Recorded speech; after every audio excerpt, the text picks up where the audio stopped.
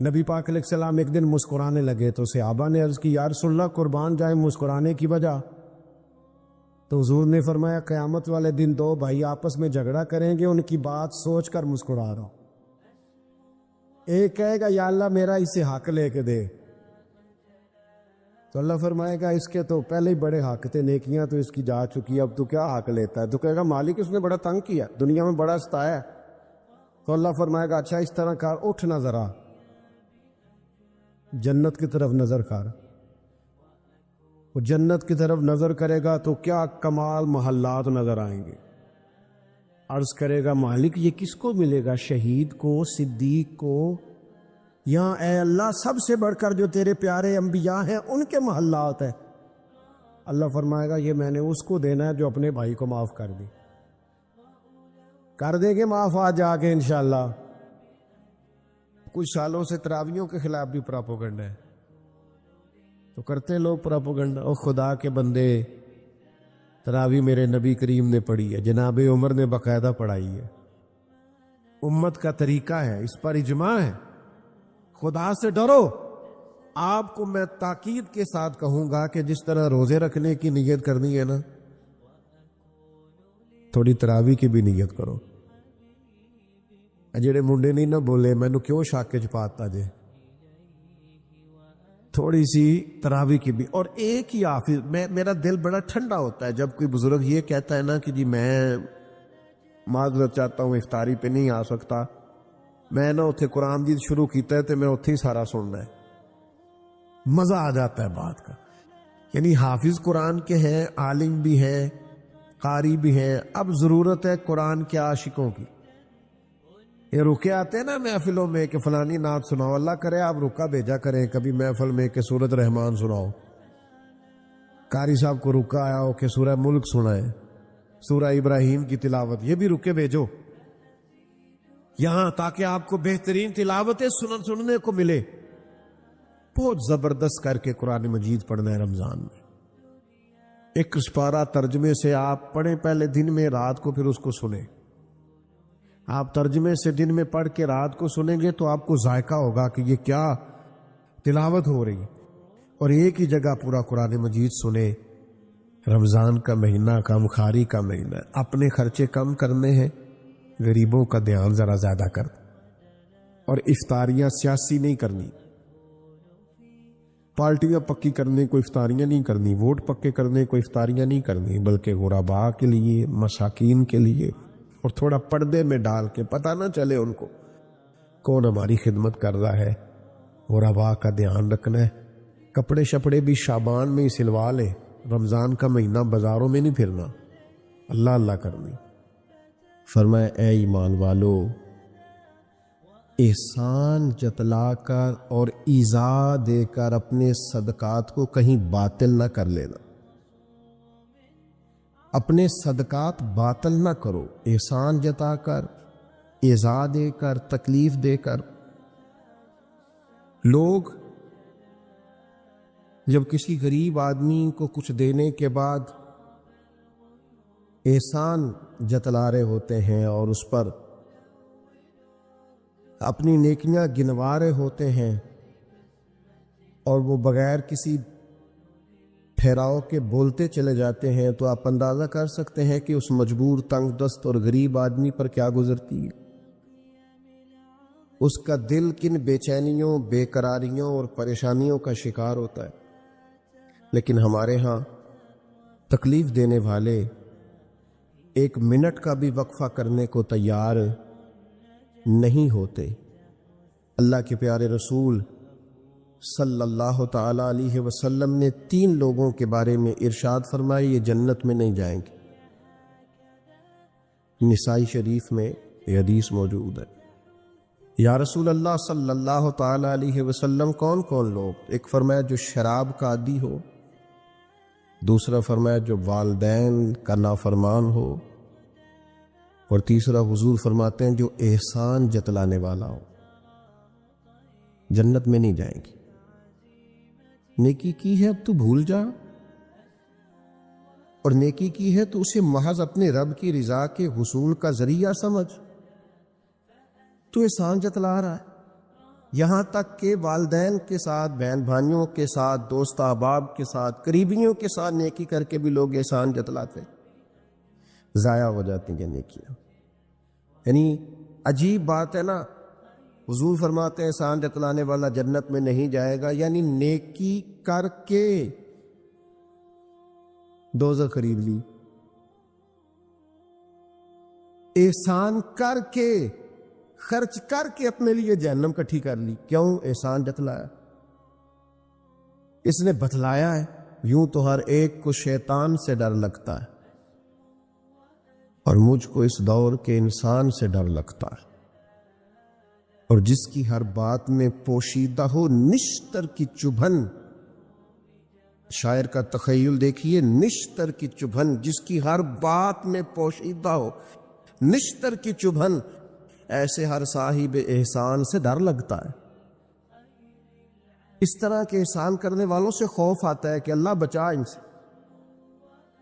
کچھ لوگ اذیت دیتے ہیں، تکلیف دیتے ہیں، آزمائش میں ڈال دیتے ہیں۔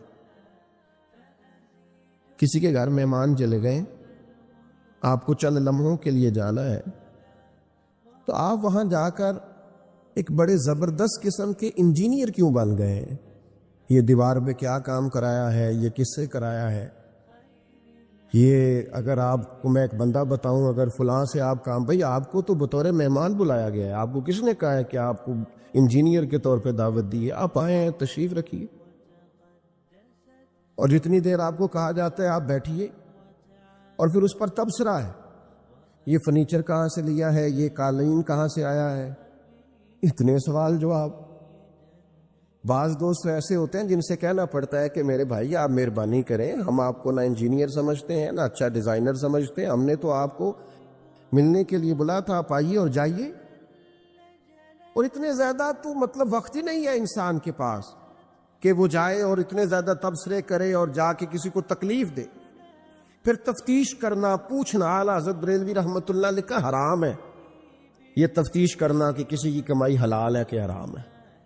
آپ کیوں تفتیش کرتے ہیں؟ کس نے اجازت دی آپ کو جاسوسی کریں؟ آپ تکلیف دے رہے ہیں سامنے والے کو۔ کیا کرتے ہیں، کیا کماتے ہیں، کہاں سے؟ میرا رب ہے جس نے سب کے پردے رکھے ہوئے ہیں۔ اب کیوں ایسی حرکات کرتے ہیں جس کی بنیاد پر جناب کا ذریعہ آمدن کیا ہے؟ میرا ذریعہ آمدن یہ ہے کہ آپ دے جاتے ہیں تو میں کھا لیتا ہوں۔ آپ اپنا ذریعہ آمدن کی فکر کریں، آپ دوسروں پر کیوں اس قدر زیادہ بوجھ ڈالتے؟ اور پھر کھانا سامنے رکھا جاتا ہے، یہ میں نہیں کھاتا، تو آپ کو جو کھانا تھا گھر سے لے آتے، کیا یہ اچھا ہوتا؟ یہ میں ایک زمانہ ہو گیا جی میں نے یہ نہیں کبھی کھایا، تو کیا کھاتے ہیں آپ؟ مجھے سالوں بیت گئے ہیں سفر کرتے ہوئے، اور میرے ساتھ پوری جماعت نے سفر کیا، ہفتوں میں گھر سے باہر رہا ہوں، کوئی ایک شخص نہیں، ایسا تو نہیں کہ ساری چیزیں طبیعت کو پسند ہوتی ہیں، لیکن کوئی ایک شخص نہیں بتا سکتا کہ کبھی میں نے کہا ہو یہ مجھے پسند نہیں، میں نے نہیں کھانا، لے جایا، یہ میری طبیعت نہیں۔ کیوں؟ میں ایک دفعہ اپنے حضرت صاحب کے ساتھ تھا، ایک جگہ پہ کھانا آیا، تو میں نے گھر والوں سے کہا نمک دیجئے گا ذرا، تو حضرت صاحب فرمانے لگے بیٹا آپ نے وہ حدیث نہیں پڑھی کہ حضور نے فرمایا کھانا پسند نہ ہو تو چھوڑ دو لیکن عیب نہ نکالو؟ فرمایا کس موسم کے اندر انہوں نے کھانا پکایا ہے اور تم نے انہیں یہ کہہ دیا تمہیں نمک ہی نہیں ڈالنا آتا؟ فرمایا ان کے گھر کا ذائقہ ہے، وہ کم کھاتے ہو، تم تھوڑا زیادہ کھاتے ہوگے نمک، بعض لوگ ذرا کم کھاتے ہیں۔ بات تم نے یہ کس طرح کی حرکت کی ہے؟ وہ بیچارے جا کے پہلے وہ ڈانٹے گا کہ تم نے نمک ہی نہیں صحیح ڈالا، وہ نمک مانگ رہے ہیں، کیا ضرورت تھی؟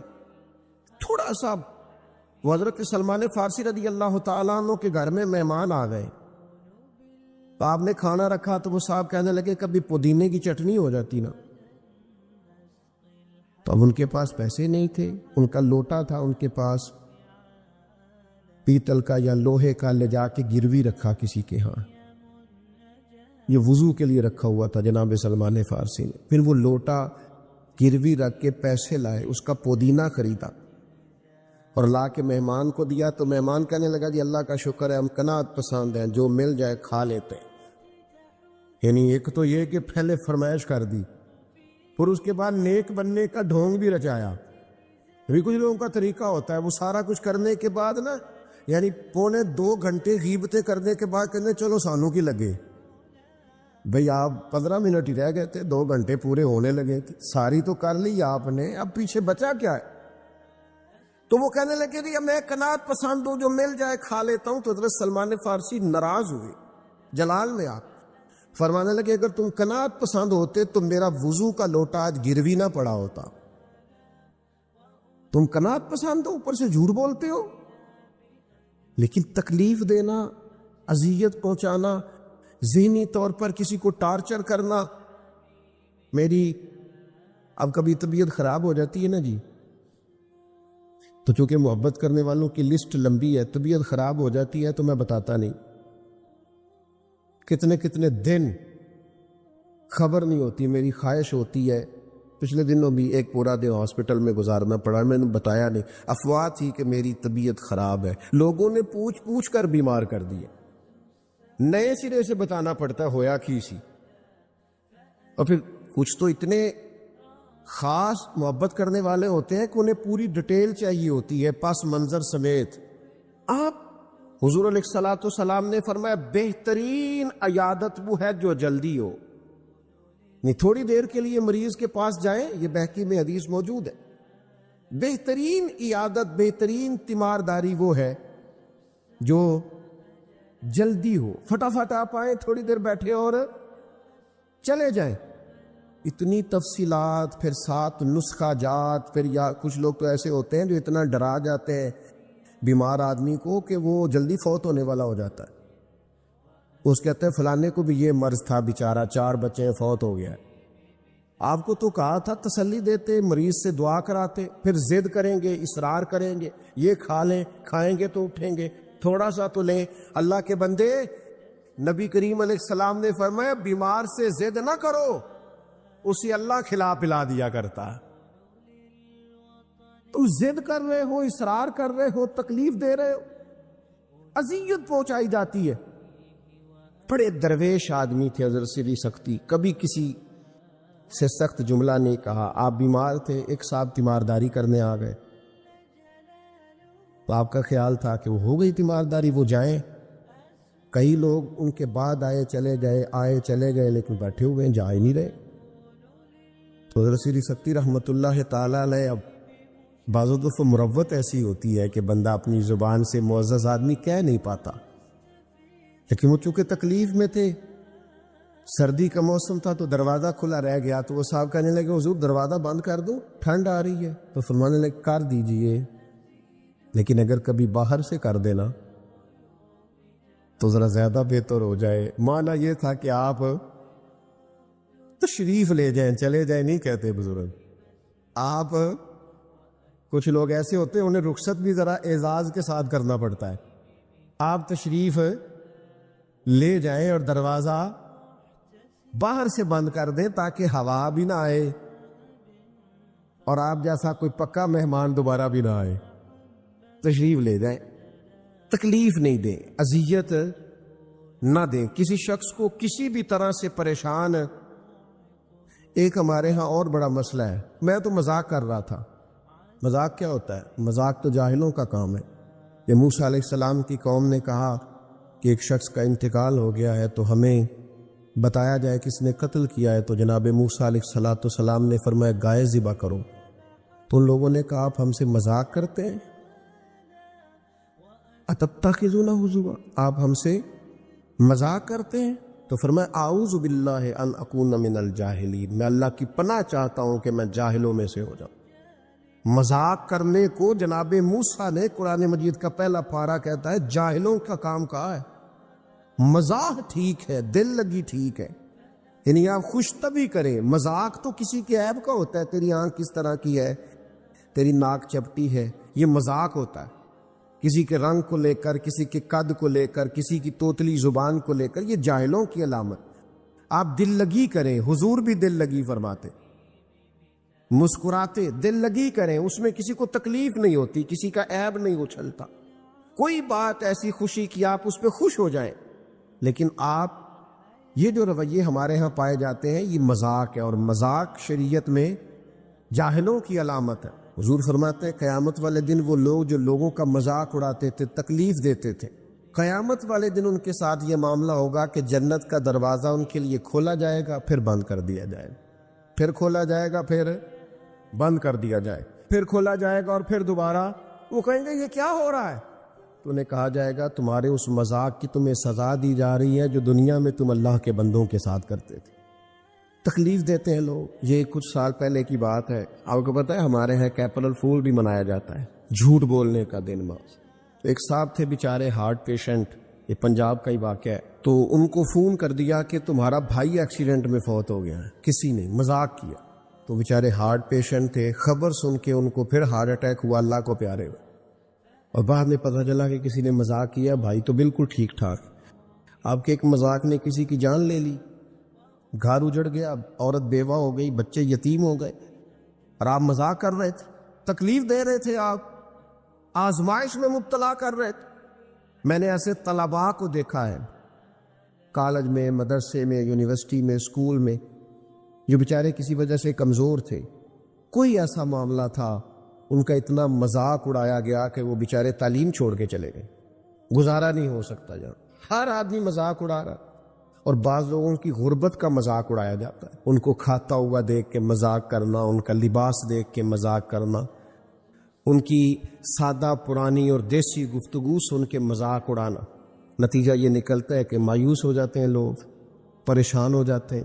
ایسا نہیں کرے، یہ تکلیف نہ دے کسی مسلمان، اذیت میں مبتلا نہ کرے، ذہنی طور پر ٹارچر نہ کرے، آپ کوئی ایسا کام نہ کرے جس سے بار بار آزمائش ہو۔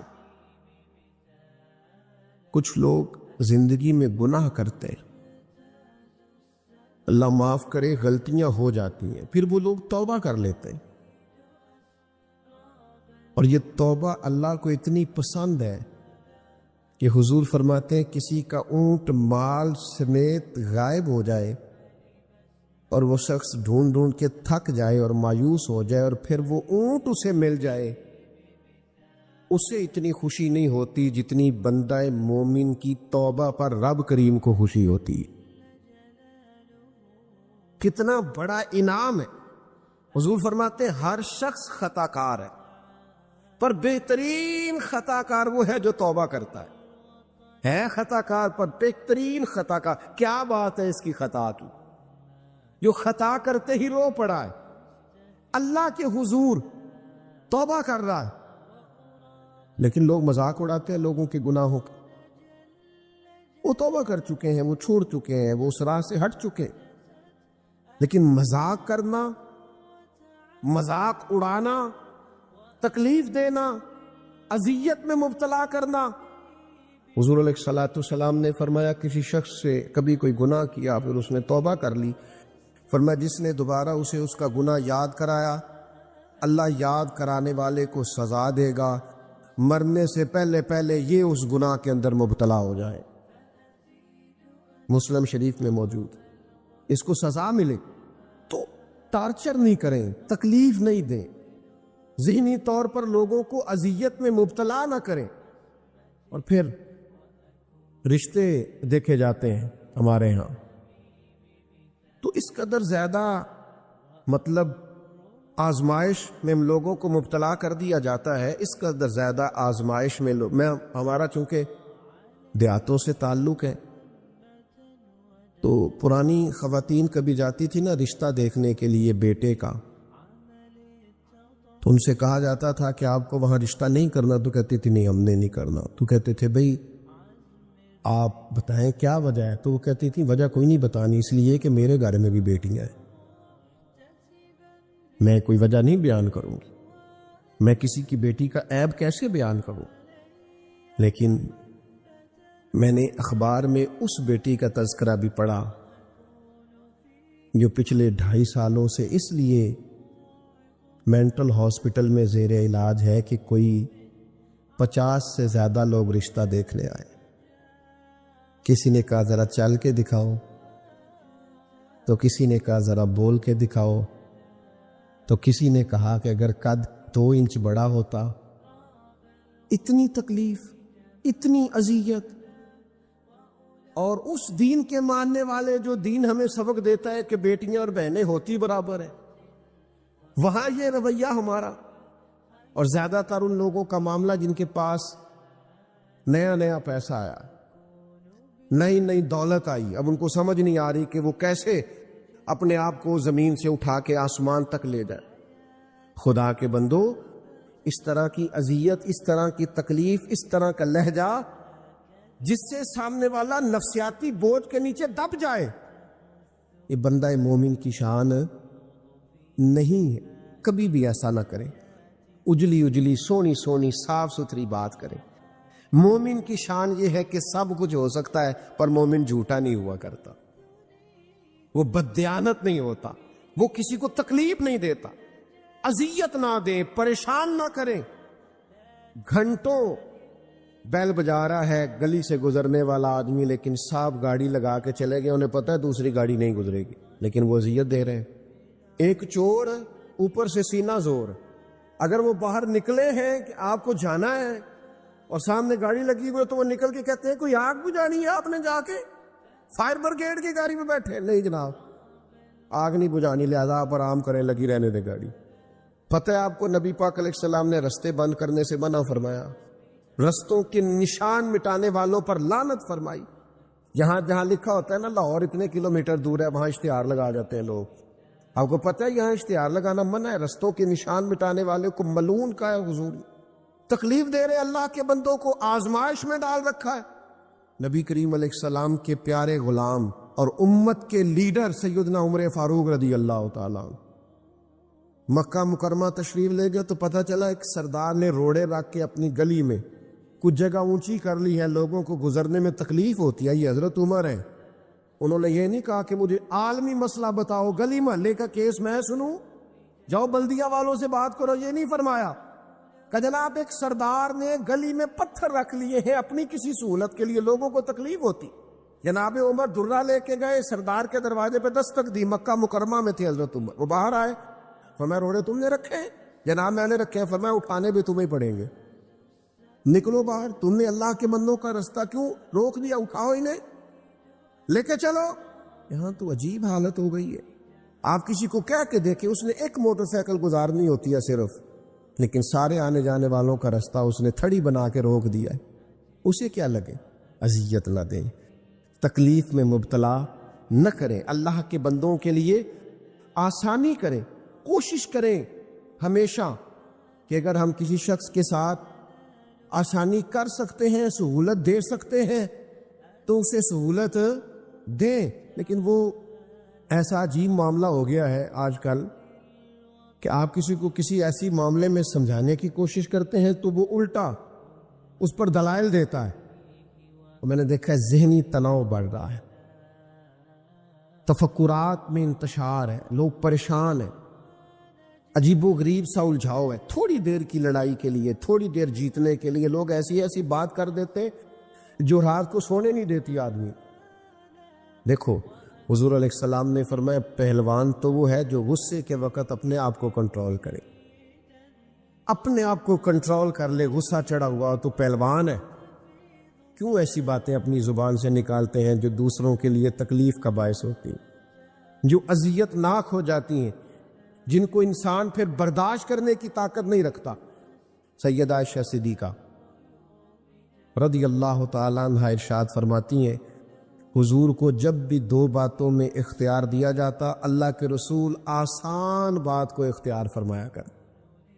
حضور لوگوں کو تکلیف دینا پسند، کبھی ایسا نہیں ہوا کہ کوئی مشکل حکم نبی کریم صلی اللہ تعالی علیہ وسلم نے دیا ہو.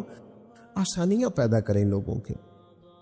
کوشش کریں ہمارا وجود کسی کے لیے بوجھ نہ بنے، ہماری طبیعت کسی کے لیے تکلیف کا باعث نہ بنے. ہمارے لب و لہجے سے، ہمارے اٹھنے بیٹھنے سے کسی شخص کو کسی قسم کی کسی تکلیف کا سامنا نہ کرنا پڑے. بے ضرر زندگی خوبصورت زندگی ہوتی. بے ضرر، میں نے پہلے بھی کہا تھا پھر کہتا ہوں، کچھ داماد صاحب ایسے ہوتے ہیں کہ جو آ جائے نا گھر میں تو سسرال والوں کو مصیبت بنی ہوتی ہے، تو کہتے ہیں چودھری صاحب آ گئے. بڑی تکلیف کا باعث ہوتا ہے وہ، اور وہ سارا کھانا پینا بھی کھاتا ہے، آرام بھی کرتا ہے، اور جاتی دفعہ اپنی بیوی سے کہتا ہے تیرے پیکے میری عزت نہیں کرتے، وہ اذیت دیتے ہیں، تکلیف دیتے ہیں۔ کچھ لوگ ایسے بے ضرر ہوتے ہیں، وہ کہیں چلے جائیں آ جائیں، اسی کسی دے کچھ بھی نہ لگ دے، نہ کوئی زیادہ درد، بے ضرر، جہاں بیٹھے ہیں وہاں بیٹھ گئے۔ ایک دوست تھے بڑے پیار والے اور بڑے سیانے آدمی ہیں، لیکن سیانے بندوں کو بھی کئی دفعہ باتیں کرنے والے وہ